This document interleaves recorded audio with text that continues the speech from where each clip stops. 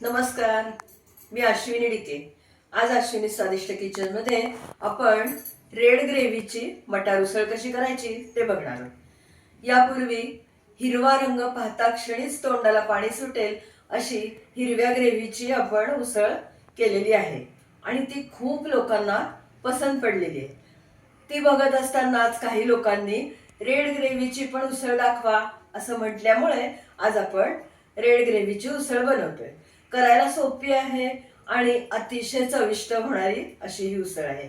सध्या बाजारात मटार भरपूर मिळतोय, त्यामुळे पटकन मनात येईल तेव्हा केव्हाही आपण ही उसळ बनवू शकतो. अर्थात जेव्हा मटार मिळत नसतील तेव्हा तुम्ही फ्रोझन मटारचाही वापर करू शकता. पटकन साहित्य बघून घ्या, लगेचच कृती करूया.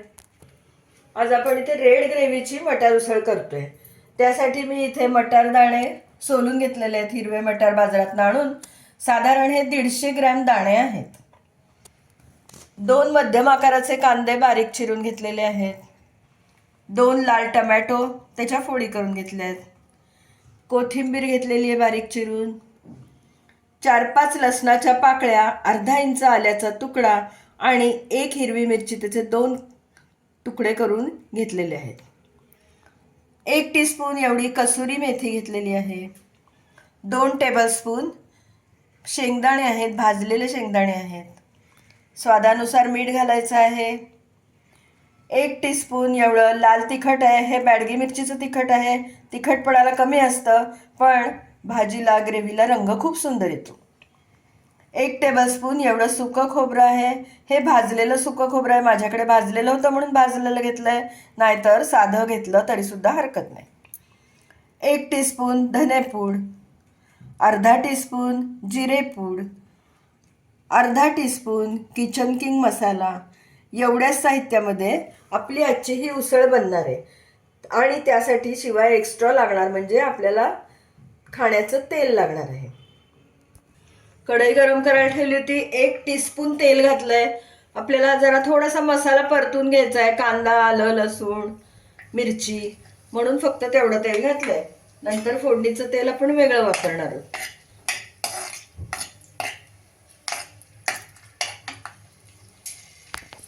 आलं, लसूण आणि मिरची घातली, थोडीशी परतून घेतली. आता त्याच्यावर हा कांदा घालूया.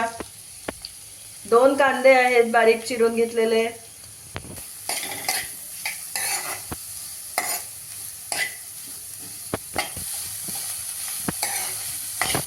कांदा थोडासा सोनेरी रंगावर झाल्यावरती आता आपण त्यामध्ये दाणे घालतोय. खोबरेही घालूया. थोडंसं मीठ घालतेय त्याच्यावर, म्हणजे कांद्याला पाणी सुटेल आणि त्यावर ते चांगलं सॉफ्ट होईल कांदा.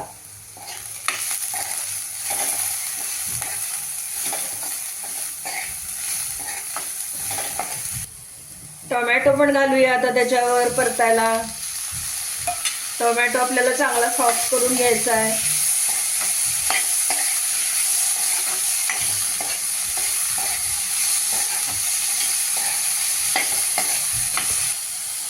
तीन ते 4 मिनिटं झाकून ठेवूया. झाकल्यामुळे टोमॅटो लवकर सॉफ्ट होईल.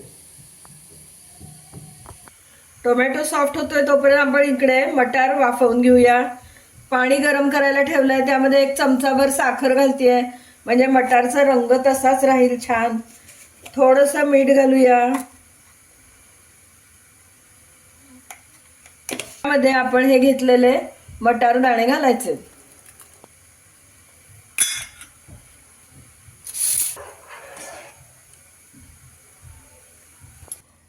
मटार आपल्याला सॉफ्ट करून घ्यायचे आहेत.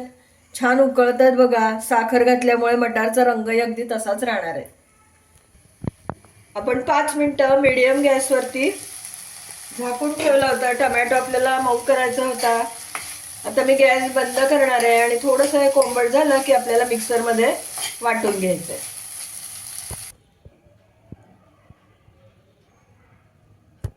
आता आपण हे सगळं मिक्सरमध्ये बारीक वाटून घेऊया.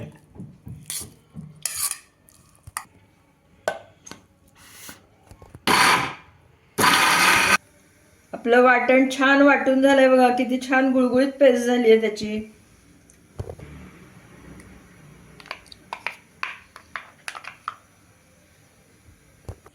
8-10 काजू पाकळ्या पण वाटणामध्ये घालायच्या आहेत. त्या घालून मी जरा पुन्हा मिक्सरमध्ये वाटण बारीक वाटून घेणार आहे. ऑप्शनल आहे काजू घालणं, पण काजूमुळे चव छान येते. कढईमध्ये 2 टेबलस्पून तेल गरम करायला ठेवलंय. तेल गरम झालं की आता त्याच्यामध्ये आपण जिरं घालूया.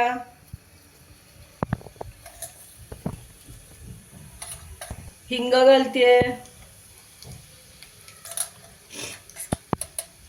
हळद घालूया. तमालपत्र 1 घालते आहे आणि लाल सुकी मिरची 1 मिरची त्याचे 2 तुकडे करून घातलेत. बिया आतल्या काढून टाकलेल्या आहेत. आता हा वाटलेला गोळा आपल्याला तेलामध्ये परतून घ्यायचा आहे छान मस्त.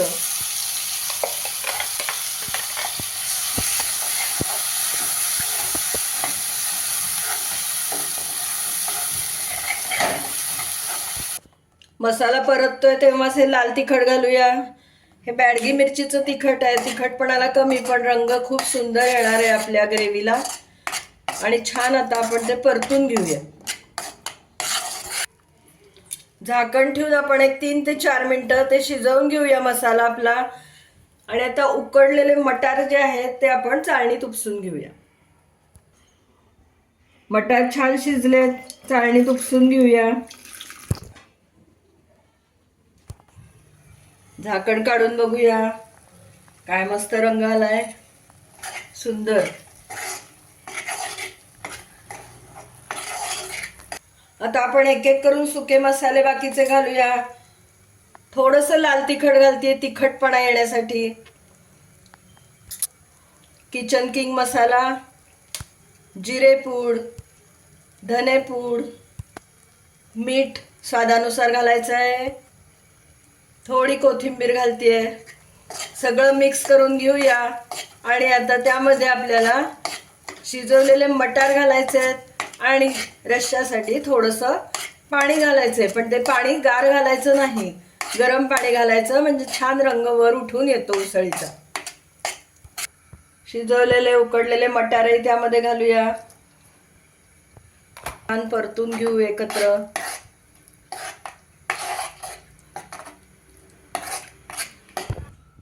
गरम पाणी घालते. आपल्याला जितपत घट्ट हवंय पातळ हवंय त्यानुसार आपण पाणी घालायचं.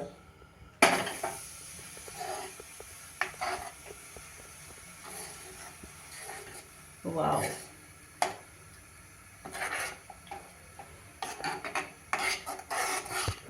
कसुरी मेथी थोडीशी हातावर चुरून घालूया. त्याचा स्वाद फार छान लागतो.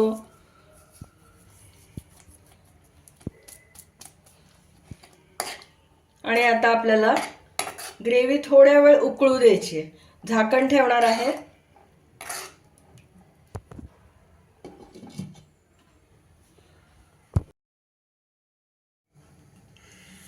आपण 5 मिनिटं झाकून ठेवलं होतं. झाकण काढून बघूया. आपली ग्रेव्ही आणि मटार उसळ, रेड ग्रेव्हीची मटार उसळ करून अगदी तयार झाली आहे. काय सुंदर दिसतेय बघा, मस्त. आता आपण बाउलमध्ये काढून घेऊया.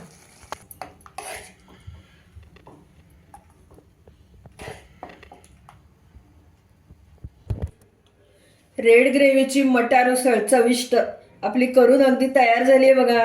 काय सुंदर रंग आलाय की नाही. तुम्ही या पद्धतीने रेड ग्रेव्हीची मटार उसळ करून पहा आणि मला नक्की कमेंट द्या. गरम गरम भाताबरोबर, फुलक्याबरोबर, पोळीबरोबर किंवा पुरीबरोबर ही खायला अतिशय सुंदर आहे. मुलांना टिफिनमध्ये द्यायला सुद्धा खूपच छान आहे. मुलं तर सगळा डबा नक्कीच चाटून पुसून साफ करून घरी आणतील. तुम्ही या पद्धतीने उसळ करा आणि मला नक्की कमेंट द्या. आजची ही रेड ग्रेव्हीची मटार उसळ तुम्हाला जर आवडली असली, ही रेसिपी आवडली असली तर पटकन व्हिडिओला लाईक करा आणि जास्तीत जास्त लोकांमध्ये लिंक शेअर करा. अजूनपर्यंत तुम्ही माझ्या चॅनलला सबस्क्राईब केलं नसेल तर सबस्क्राईब पण करा आणि तेव्हाच शेजारचं बेल आयकॉनही दाबायला विसरू नका. त्यामुळे वेळोवेळी पाठवलेली नोटिफिकेशन्स तुमच्यापर्यंत अगदी लगेच पोचतील. पुन्हा आपण नवीन अशा छानशा टेस्टी स्वादिष्ट रेसिपीसह लवकरच भेटूया. तोपर्यंत धन्यवाद.